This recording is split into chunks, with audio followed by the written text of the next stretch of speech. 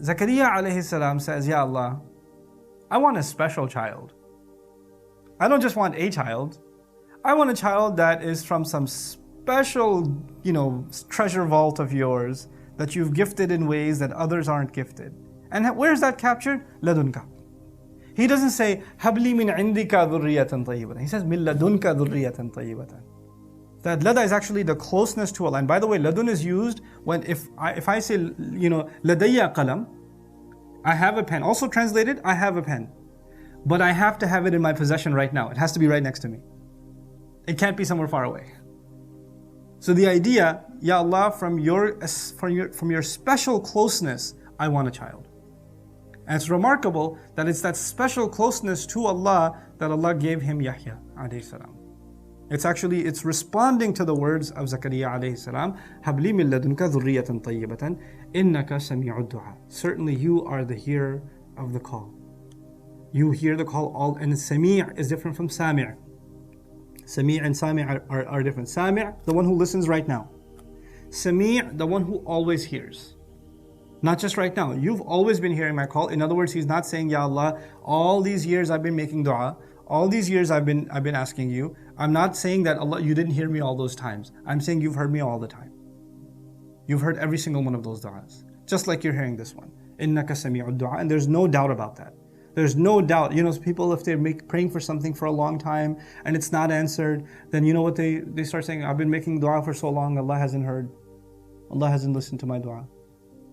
He's in his old age and a lifetime of making dua like that. And he says, Allah, you've always heard.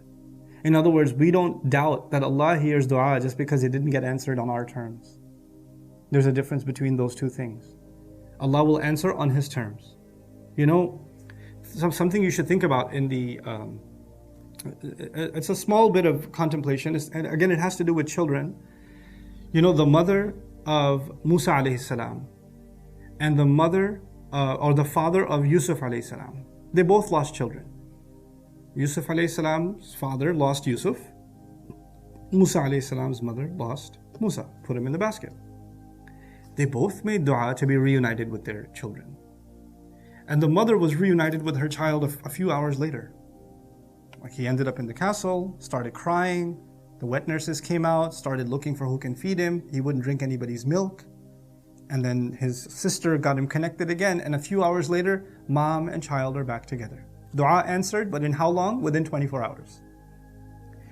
Yaqub alayhi salam has lost his child, Yusuf alayhi salam.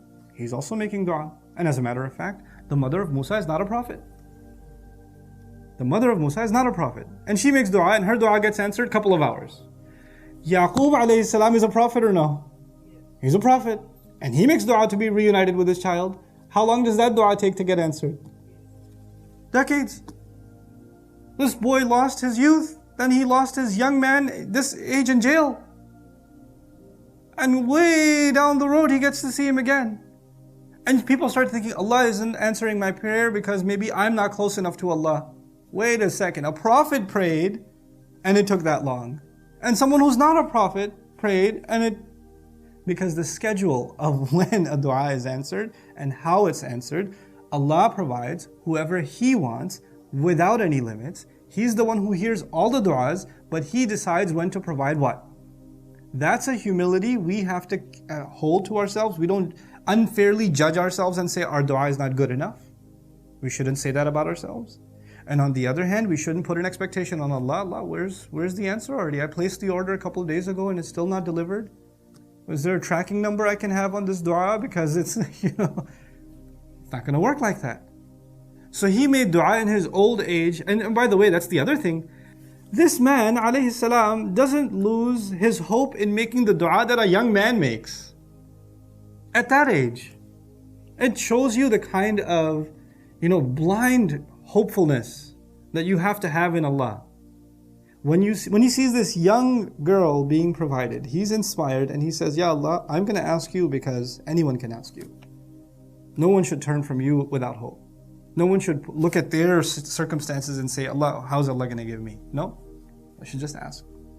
إِنَّكَ سَمِيعُ الدُّعَاءِ فَنَادَتْهُ الْمَلَائِكَةُ. Some argue that while he was actually in the quarters of Maryam salamun alayha, he saw the food and he started praying. Like he started making salah. And in his salah, he asked Allah this dua. That's the other beautiful thing here, is that we ask Allah for what we want in our salah. In our salah. That's a sunnah of prophets. In our salah. Why is that important? Because when you are in your salah, you are reciting the word of Allah, you are closest to Allah in the moments of salah. And when you are closest to Allah, that's the time to ask. Also, it's teaching us when you see something amazing that somebody else has been given, it should inspire you to get close to Allah immediately. And what should you do? Pray. Just when you see something awesome, just make 2 rak'ah. Just do that. It's a beautiful thing you can bring into your life. You see something amazing that somebody else has, just go make wudu, pray 2 rak'ah. Doesn't matter what time, doesn't matter when. And in that prayer, when you're in sajda, just ask Allah. Just ask Allah. That's the inspiration of, Zacharie alayhi salam in these ayat.